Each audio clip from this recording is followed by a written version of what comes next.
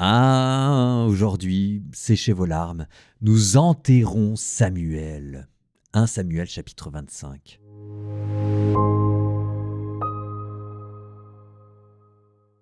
Samuel mourut. Tout Israël se rassembla pour le pleurer. On l'ensevelit chez lui, à Rama. David se mit en route et descendit au désert de Paran.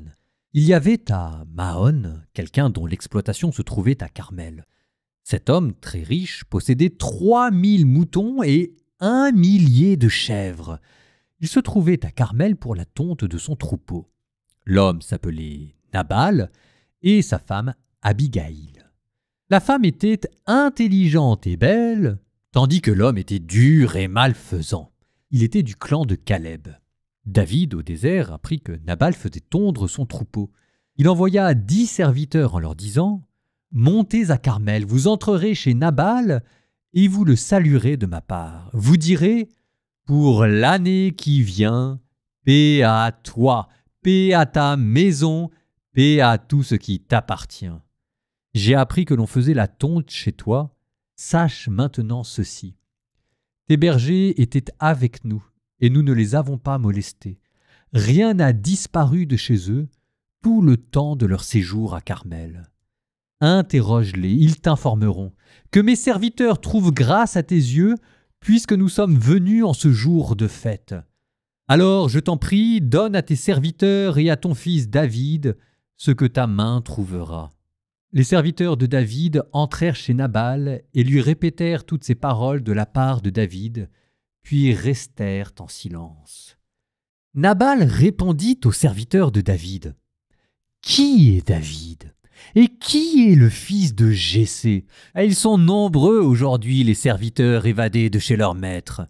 Et je prendrai de mon pain, de mon eau, de mes bêtes que j'ai fait abattre pour mes tondeurs, et je les donnerai à des gens dont je ne sais même pas d'où ils viennent. » Les serviteurs de David rebroussèrent chemin.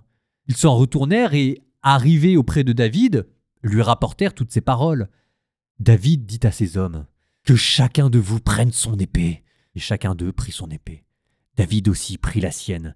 400 hommes environ montèrent à la suite de David. 200 restèrent près des bagages. Cependant, Abigail, la femme de Nabal, avait été avertie. L'un des bergers lui avait dit « Voici que David a envoyé des messagers depuis le désert pour saluer notre maître, mais lui s'est emporté contre eux. Et pourtant, ces hommes étaient très bons pour nous. Nous n'avons pas été molestés, et rien n'a disparu de chez nous tout le temps où nous avons parcouru avec eux la campagne. Ils étaient pour nous un rempart, de nuit comme de jour, tout le temps où nous avons été avec eux à faire paître les troupeaux. Maintenant, tâche de voir ce que tu dois faire, car le malheur est décidé contre notre maître Nabal et toute sa maison. C'est un vaurien.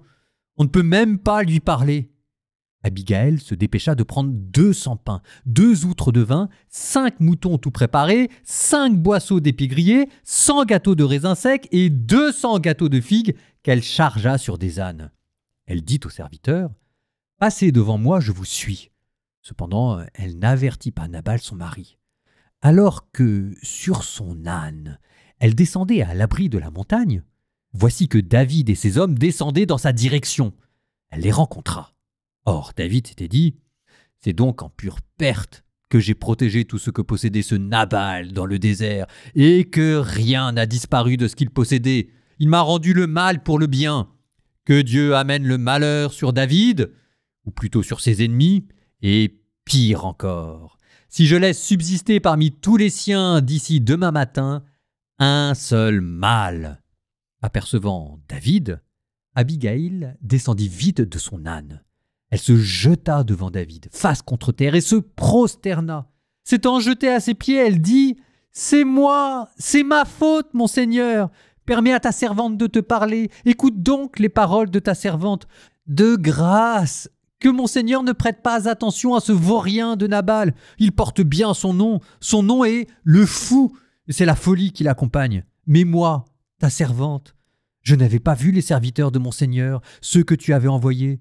Et maintenant, par la vie du Seigneur et par ta propre vie, puisque le Seigneur t'a empêché d'en venir au sang et de te sauver par ta propre main, qu'ils deviennent comme Nabal, tes ennemis, et ceux qui veulent du mal à mon Seigneur. Et maintenant, ce présent que ta servante apporte à mon Seigneur, qu'il soit remis aux serviteurs qui t'accompagnent. Pardonne, je te prie, l'offense de ta servante. Nul doute en effet, le Seigneur fera à mon Seigneur une maison stable, parce que toi, mon Seigneur, tu as mené les combats du Seigneur et que de toute ta vie, on ne trouvera pas de mal en toi. Un homme s'est levé pour te poursuivre et s'en prendre à ta vie, mais la vie de mon Seigneur sera gardée précieusement avec celle des vivants, auprès du Seigneur ton Dieu, tandis que la vie de tes ennemis, le Seigneur la placera dans le creux de sa fronde pour la lancer au loin. Aussi, lorsque le Seigneur aura fait à mon Seigneur tout le bien qu'il a prédit à ton sujet, et qu'il t'aura institué chef sur Israël, ce ne sera pas un obstacle pour toi, ni un remords au cœur de mon Seigneur d'avoir versé le sang inutilement, en voulant te sauver par ta propre main. Et quand le Seigneur aura fait du bien à mon Seigneur, tu te souviendras de ta servante. David dit à Abigaïl, « Béni soit le Seigneur, Dieu d'Israël, qui t'a envoyé en ce jour à ma rencontre. Béni soit ton intelligence, et béni sois-tu, toi qui m'as retenu aujourd'hui d'en venir au sang et de me sauver par ma propre main. Mais, par le Seigneur vivant, par le Dieu d'Israël qui m'a empêché de te faire du mal, si tu n'étais pas venu aussi vite à ma rencontre, il ne serait pas resté à Nabal un seul mal avant que le matin ne se lève. » David reçut de la main d'Abigaël ce qu'elle lui avait apporté. Puis il lui dit, « Remonte en paix chez toi. Tu le vois, je t'ai écouté, je t'ai fait grâce. » Quand Abigaïl revint chez Nabal, celui-ci donnait un festin dans sa maison, un vrai festin de roi. Nabal avait le cœur en joie, mais comme il était complètement ivre, Abigaïl ne l'informa de rien avant que le matin se lève. Le lendemain matin, après que Nabal eut cuvé son vin, sa femme l'informa de ce qui s'était passé.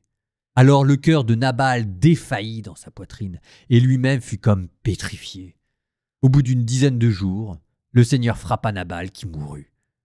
David apprit que Nabal était mort, et il dit « Béni soit le Seigneur qui a défendu ma cause après l'insulte reçue de Nabal et qui a empêché son serviteur de faire le mal. Quant à la méchanceté de Nabal, le Seigneur l'a fait retomber sur sa tête. » Puis David envoya dire à Abigaïl qu'il la prendrait pour femme. Les serviteurs de David vinrent donc chez Abigaïl à Carmel et lui dirent « David nous a envoyés chez toi afin de te prendre pour sa femme. » Elle se leva, puis se prosterna face contre terre et dit « Voici ta servante, comme une esclave prête à laver les pieds des serviteurs de mon Seigneur. » Se relevant en toute hâte, Abigaïl monta sur son âne et, accompagnée de 5 de ses servantes, elle suivit les messagers de David et devint sa femme. David avait aussi épousé Ahinoam de Israël. Elles furent toutes les 2 ses femmes. Or, Saül avait donné sa fille Michal, femme de David, en mariage à Palti, fils de Laïch, qui était de Galim.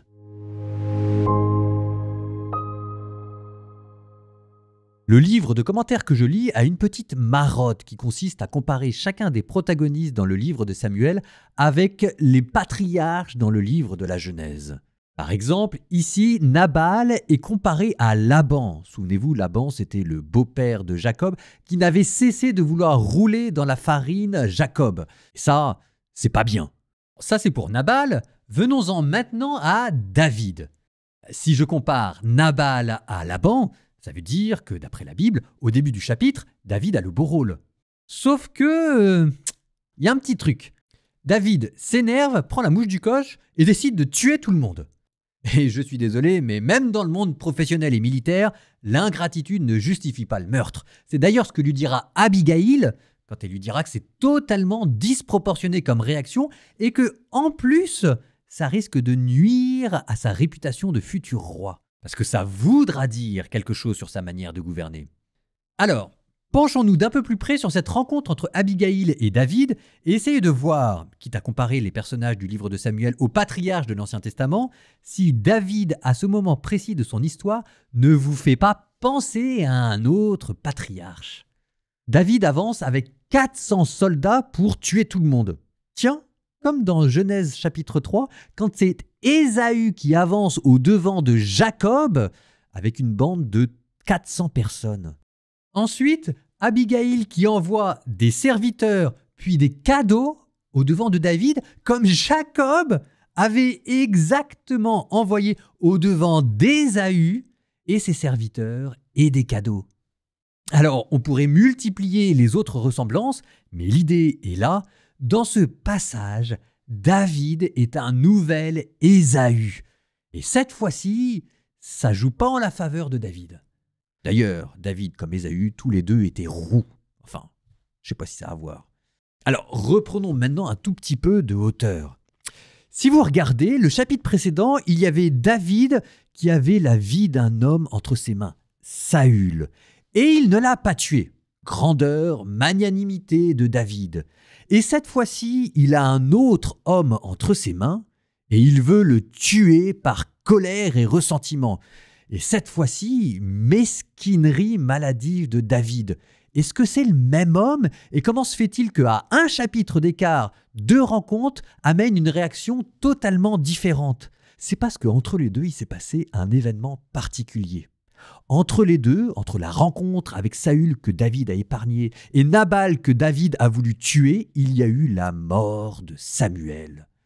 Tant que Samuel était vivant, il y avait quelqu'un pour freiner David, mais Samuel mort, un verrou vient de sauter.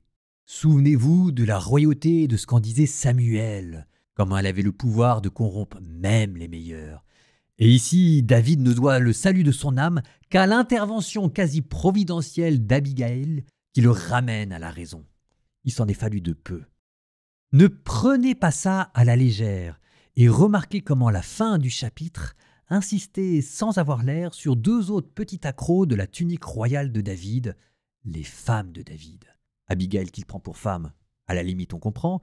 Est-ce qu'il y avait besoin de nous mentionner ces deux autres femmes? Vous regarderez. Nous terminons par une prière dans laquelle nous demandons à Dieu la grâce d'être magnanime et de ne pas céder à la colère, de ne pas ressentir l'injure faite au manque de gratitude. Au nom du Père et du Fils et du Saint-Esprit, Amen. Seigneur, tu le sais, tu connais toutes les fois où les gens nous ont manqué de gratitude. Tu connais toutes les couleuvres que nous sommes obligés d'avaler. Tu connais tous les petits coups, toutes les mesquineries qu'on nous fait. Tu connais tout ça. Tu connais les fois où nous avons réussi, par grandeur d'âme, à passer à côté, ou toutes les fois aussi par petitesse d'âme, nous avons succombé aux démons du ressentiment et de l'amertume. Seigneur, nous te demandons que la voix du prophète en nous ne se taise pas et que nous ayons toujours devant nous l'idéal de la justice, de la fermeté, mais aussi de la gratuité et de la tendresse. Seigneur, apprends-nous à être rusés comme des serpents, mais naïfs comme des colombes. Seigneur, nous te demandons que le serpent en nous ne tue pas la colombe. Pas facile. Que le Seigneur nous aide.